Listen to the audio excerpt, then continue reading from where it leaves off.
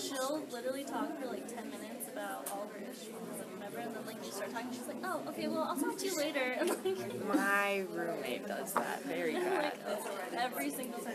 And then she always is like, why don't you ever tell me about your... All right, let's bring it back together here. All right, so I've heard some really great conversation going on.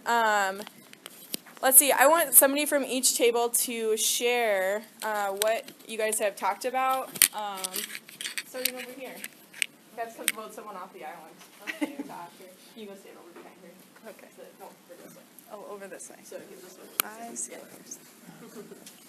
So I said that, like, when a teacher will ask a question, but then nobody responds immediately, and it hasn't even been more than a couple seconds, so then they just go ahead and answer their own question, and then just keep on moving the class forward. But then the class doesn't understand the first question they asked, so then they don't answer the second question, and then it just keeps cycling through like that, the teacher answering their own questions.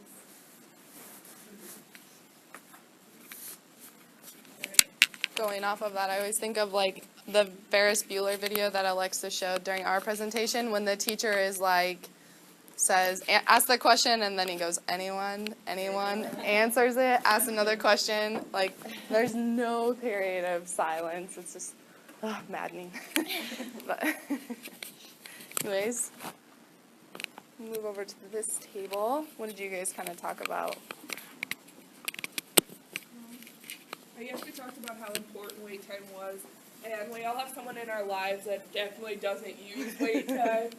We talked about, like, relationships especially, guys don't use it when they probably should. They're just like, yeah, and they don't actually know what you said. Or, like, you always have that boss, or, like, the person you have to go to for, like, I need this, this, and this, and they're like, all right, yep. Then you're like, no, do you know I need this, this, and this? And then they're like, yep, nope, yep. And then you actually have to send them like an email and be like, all right, I need this. Yeah, 2 weeks afterwards. Yeah. It's still not there. That's really good. Move over here. Yeah, thank you. No, just keep it. That's fine.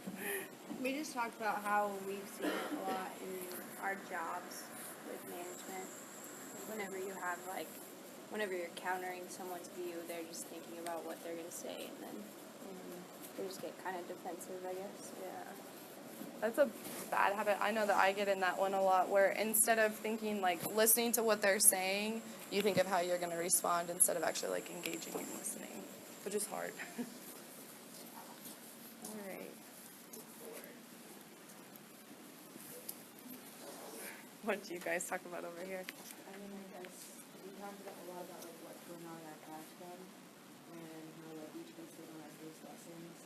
And I mean, I know myself during my first lesson, I would sit there and ask for a rule and not wait enough time, or like they just stare at me like, I know you're gonna tell me the answer, so I'm not even gonna say anything. So yeah, like just trying to figure that out.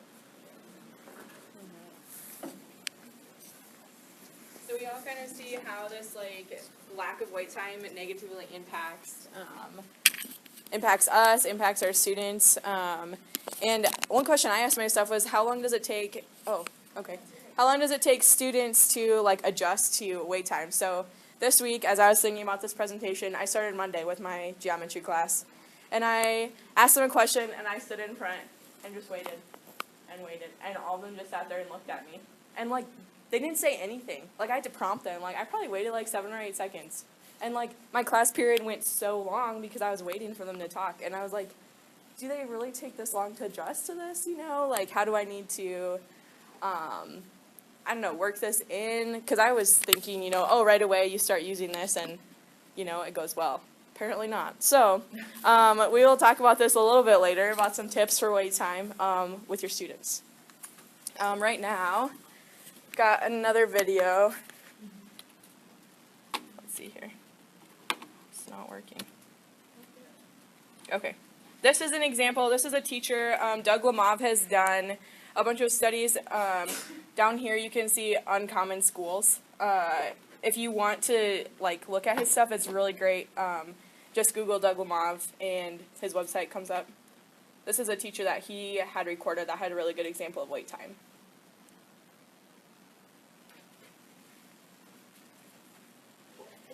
is pretty similar to. It's not perfect match, but it's pretty cool. There's a touch in there. Claim that. So you got a way to make it through.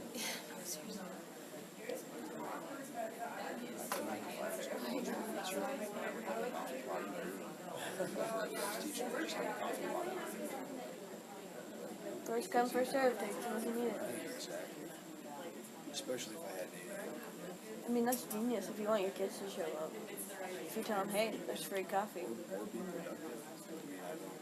I can't even get up. Like, I'll wake up, I'll start coffee in the morning, and then I'll lay on the couch until it's done. Then I'll be like half asleep drinking it, and then I finally You guys have a marker over here. do what I was writing with. Stop being difficult. Okay, let's bring it back in here. So what kind of things did you guys talk about as regards to, you know, what could happen if you extend this, what happened in this video? Yeah, let's see. We'll start with table 3.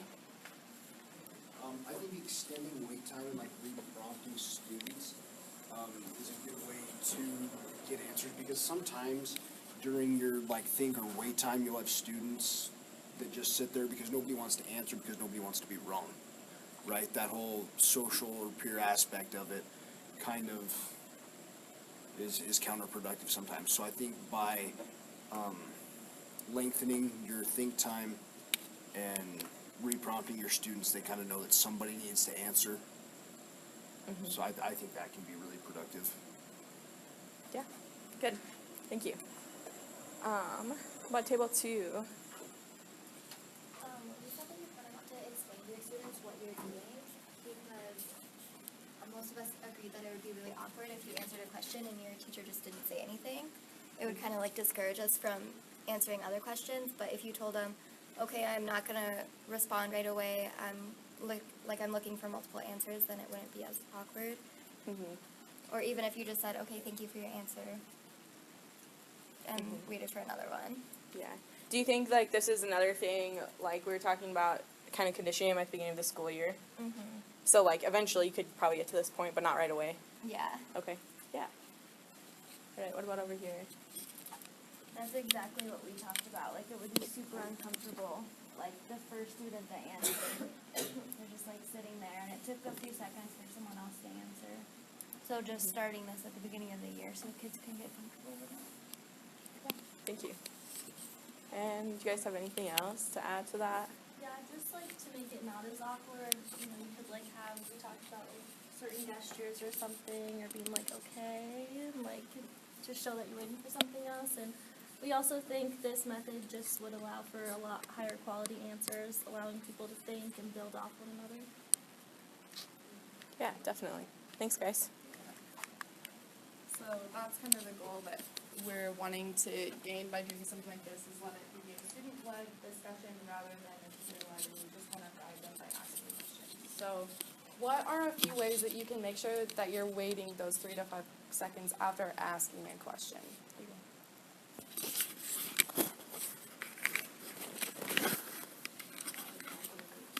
Yep, if you guys want to just, we'll give you like 30 seconds to think on it, and then you can talk in your small groups.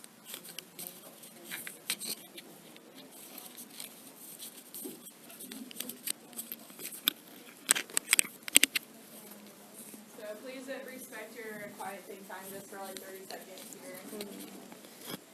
The research that they've done, they've been doing research since like the 70s, like beginning of the 70s is like some of the oldest papers I saw, and I was like, oh, this probably isn't really relevant anymore, but they were finding out the same stuff then as we are now with this. And I think by teaching students to take that wait time and to think, really like use their resources or what they know to answer the question, that builds a good test-taking strategy for them as well, because if they see a question that they don't know, it's not going to be just instant panic, I have to answer this right now. Rather, they have this skill that they've already used quite often to stop, think, write down what they know, and use that information to correctly answer the question. Yeah. Also, teachers that use wait time, studies have shown, are actually better teachers. So you have to learn how to ask a wide variety of questions.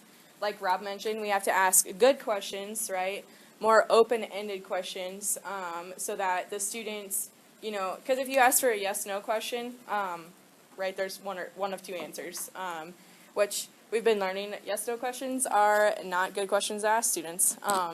But they actually ask fewer questions, so maybe this is something in my classroom I need to work on, is using fewer questions, so my class period doesn't like stretch on, and use better questions instead. And then they also ask more questions that require higher level thinking. So when you ask these questions that require that, you're going to get higher level thinking coming out of that with your students. So we have a little activity for you to do. Here you go. Yeah. If you guys want to pick one leader of your table, go ahead and do that. We'll give you, a facilitator or a reader, someone who would like to read an article out loud. I'll give you guys like 30 seconds to decide who you would like. Huh? Today's National Double Day. Oh yeah, so has everybody picked a reader? Who's going to be the reader here? Okay. Yeah, have you guys picked a reader? Just a second. Yep, just wait for the directions, please. Have you guys picked a reader? Okay. Do you guys have one? Pick that one. Perfect. And you guys have one? Awesome. So today is National Deviled Egg Day. So on your tables, everybody should have an article that's about National Deviled Egg Day. The facilitator is going to read the prompt, and everybody else can follow along or just listen if that's easier. And then the following people, there should be a cup in everyone's table with questions in it. So, what's that? Nope, don't look at them yet. So, after the facilitator the reader has read the article, everybody else at the table will pick a question. The reader needs to practice proper wait time, and everyone needs to practice wait time. So you all will have a chance to practice your wait time. You'll ask a question, count, or your 3 to 5, use whatever tip that you want to there. Wait for a response, and then try to use wait time 1 and 2 when you're asking these questions, okay, about this article. So. Go ahead. Let us know if you have any questions. That's good, because I was kind of like confused as to how to explain that. So thank you. What do you like? Love to start like.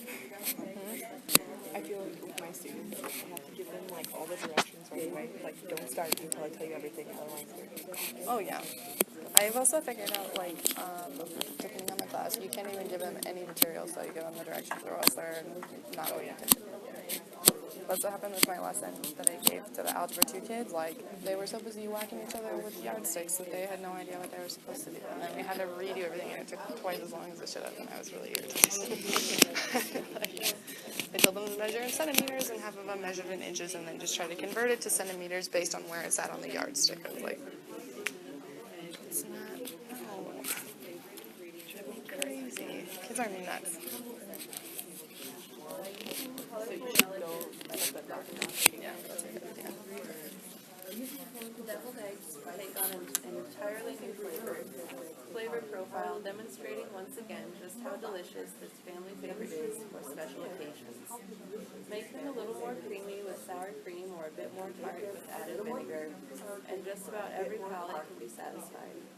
From the traditional paprika garnish to crunchy bacon or a little caviar, anchovy, or herring, there is some devilish experimenting that can be done.